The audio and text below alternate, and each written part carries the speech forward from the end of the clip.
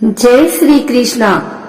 आइए सुनते हैं आज गुरुवार के दिन भगवान विष्णु और माँ लक्ष्मी की यह कथा।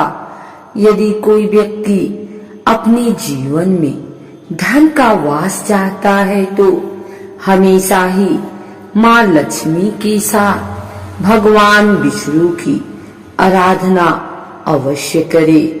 इन दोनों का रिश्ता काफी शुद्ध व सर्वश्रेष्ठ माना जाता है।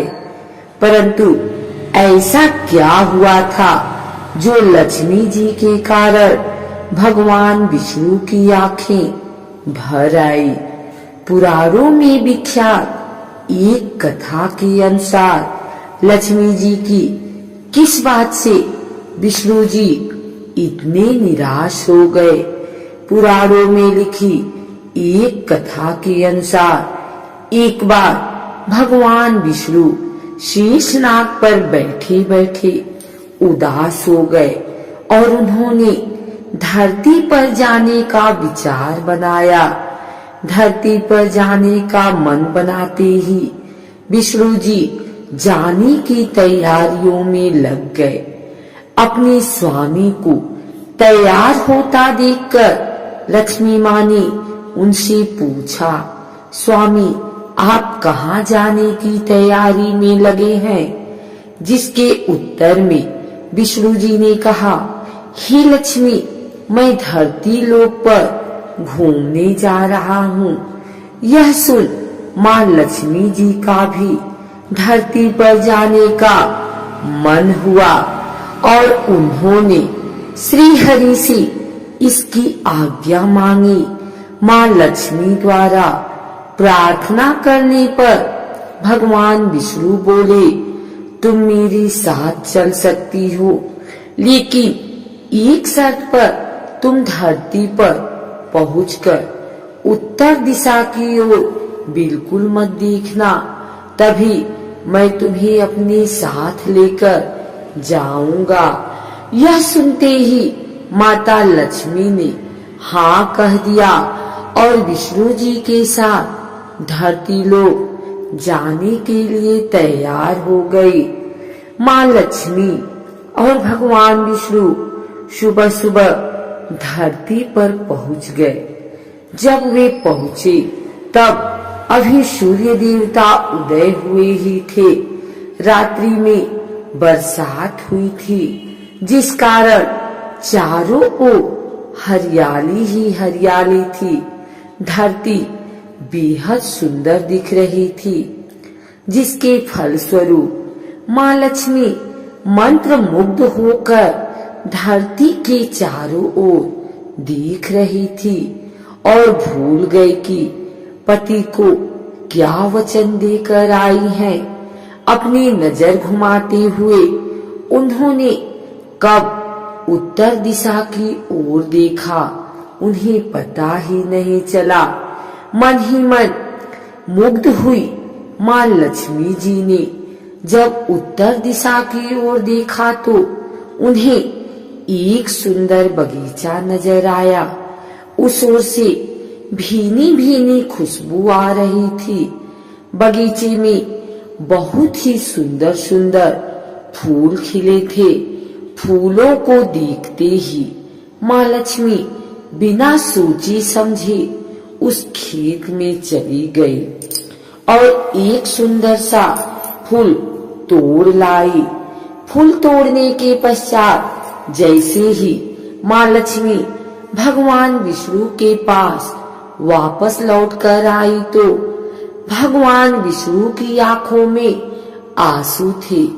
माँ लक्ष्मी के हाथ में फूल देख विष्णु बोले, कभी भी किसी से बिना पूछे उसका कुछ भी नहीं लेना चाहिए।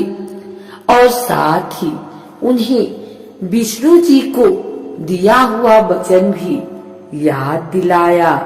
माँ लक्ष्मी को अपनी भूल का जब आभास हुआ तो उन्होंने भगवान विष्णु से इस भूल की क्षमा मांगी। विष्णु ने कहा कि तुमने जो भूल की है उसकी सजा तो तुम्हें अवश्य मिलेगी। जिस माली के खेत से तुमने बिना पूछे फूल तोड़ा है, यह एक प्रकार की चोरी है। इसीलिए अब तुम 3 वर्ष तक माली के घर नौकर बनकर रहो। उसके बाद मैं तुम्हें वैकुंठ में वापस बुलाऊंगा।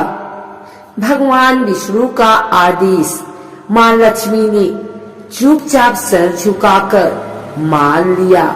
जिसके बाद माँ लक्ष्मी ने एक गरीब औरत का रूप धारण किया और उस खेत के मालिक के घर गई। माधव नाम के उस मालिक का एक झोपड़ा था, जहाँ माधव की पत्नी, 2 बेटे और 3 बेटियां रहते थे।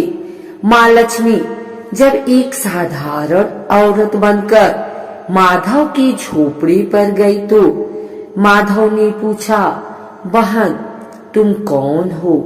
तब माँ लक्ष्मी ने कहा, मैं एक गरीब औरत हूँ, मेरी देखभाल करने वाला कोई नहीं।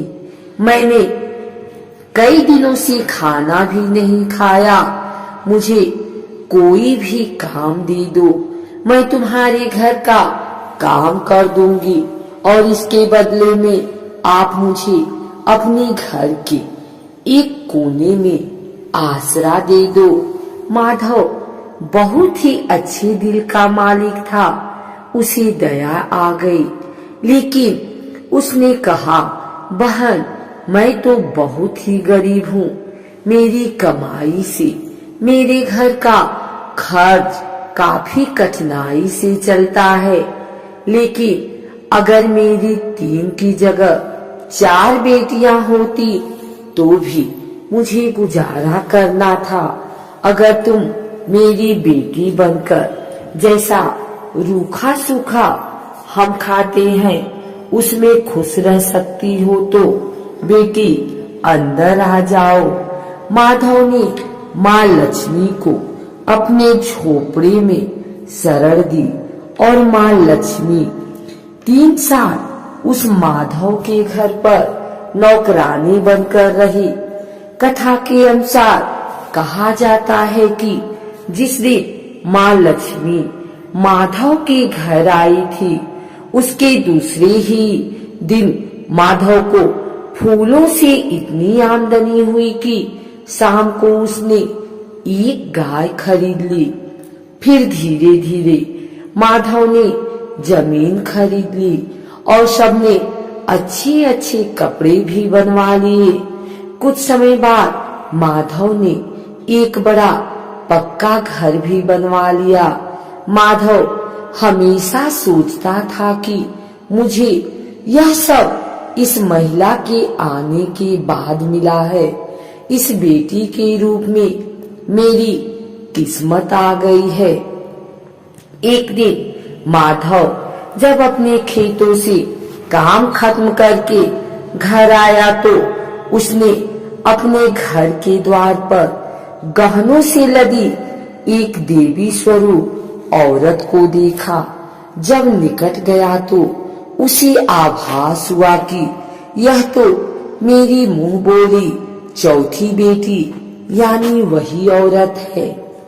कुछ समय के बाद वह समझ गया कि यह देवी कोई और नहीं बल्कि स्वयं माँ लक्ष्मी है। यह जानकर माधव बोला, हे माँ हमें क्षमा करें, हमने आपसे अनजाने में ही घर और खेत में काम करवाया। हे माँ यह कैसा अपराध हो गया, हे माँ हम सबको माफ कर दे।